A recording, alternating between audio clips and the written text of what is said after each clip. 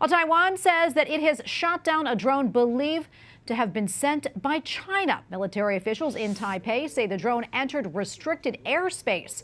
In response, Taiwan fired flares and warning shots. After the drone maintained its position, it was shot down. Tensions have been running high since U.S.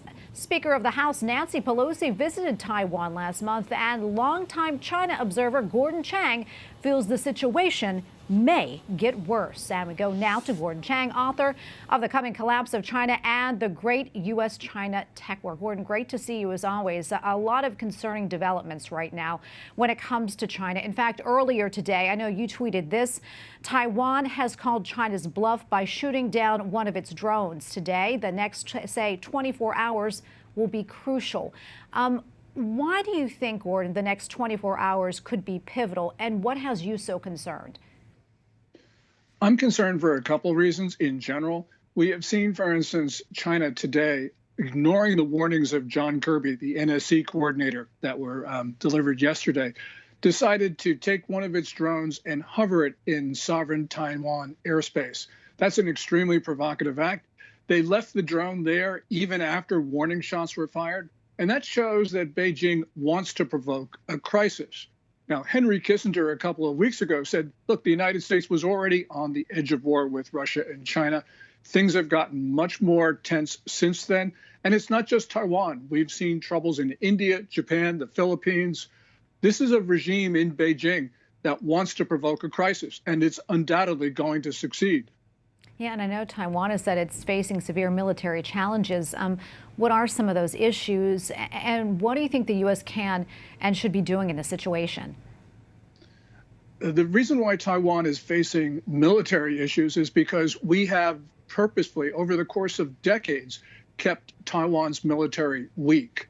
And this was wrong policy on our part. And it's wrong policy of the Biden administration and the Trump administration and the Obama administration, and going back a long way. At this particular time, what the United States should be doing is Biden, instead of attacking Republicans, he can attack Republicans all he wants, but he needs to also declare in public that the United States will defend Taiwan. If he does that, that will go a long way to deterring China.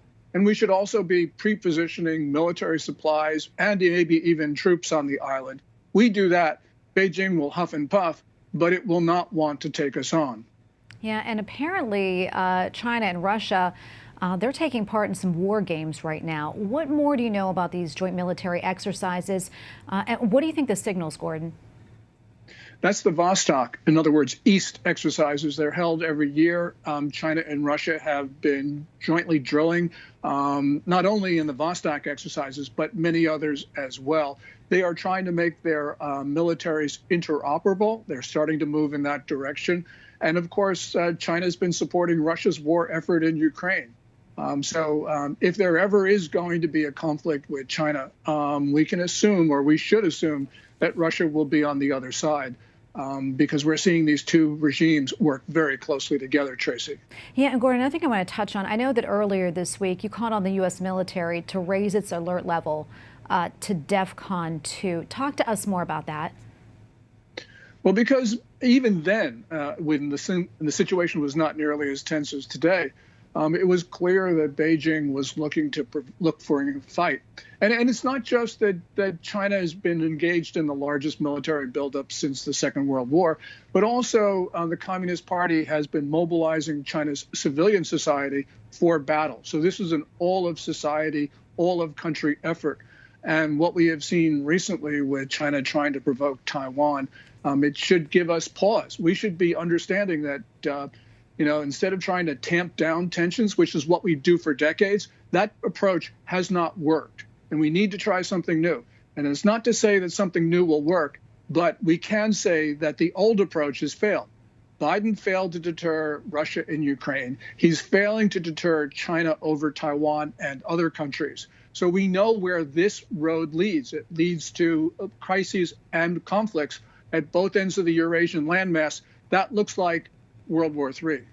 We have less than about 30 seconds or so left, Gordon, but I want to talk about this. The UN released a report suggesting that China may have committed crimes against humanity. What more can you tell us about this? And also, how do you think the international community should respond? The word that you mentioned, which should not have been there, is may. China is definitely committing crimes against humanity, and it's committing acts of genocide, as both Secretary Pompeo and Secretary Blinken have said. The United States should be trying to do all that it can, including cutting off trade and economic relations with China, because of its commission of genocide. We have an obligation to do that under the Genocide Convention of 1948. We are definitely not living up to our international obligations. I'm going to leave it right there. Gordon, thank you so much, as always, for your expertise. We appreciate it. Thank you, Tracy.